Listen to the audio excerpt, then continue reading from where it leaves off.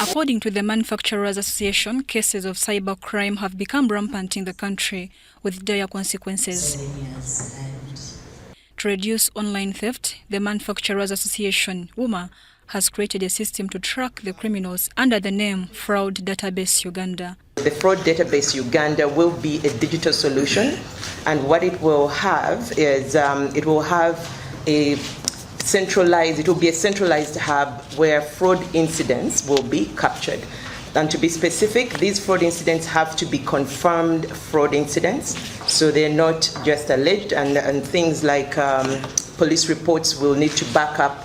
Aga Sekalala, the board chairperson UMA, stated that for this to be effective, companies must register their businesses and employees' information. Work on how to resolve this issue and how to come up with a solution on how we can deal with the issue of fraud within our businesses and in the country.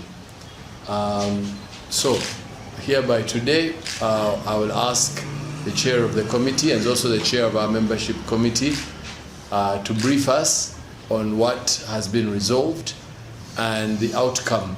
But what are expected benefits? Jocelyn Kateba, the chairperson Fraud Database Uganda, explains. We want to collaborate, and we want to have, a centralized hub where this information for the confirmed fraud cases will be captured. And again, just to repeat on the confirmed fraud, it will have to meet a set of criteria. The first one is that it has to have a police report, therefore it must have been investigated. So an entity can report an incident to the police will then investigate and issue the report only if they believe that that fraud is confirmed. Fraud Database Uganda, spearheaded by UMA, seeks to protect businesses, strengthen their operations and promote transparency. Every time there is a fraud issue in this country, the press helps to put it out there.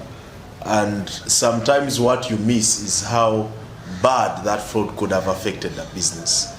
Now, with the help of the Uganda Manufacturers Association, of course, some of whose members have been victims of these fraud schemes, the Fraud Database Uganda is intended to have a private-led framework where you are combating or preventing or mitigating fraud. When you're investing in a business, you're starting it, legally speaking, from our legal support that we are giving. There are many regulatory requirements a business is required to fulfill. Mary Namkose, Andrew Sebida, UBC News. For you, were you here? Where did you dream?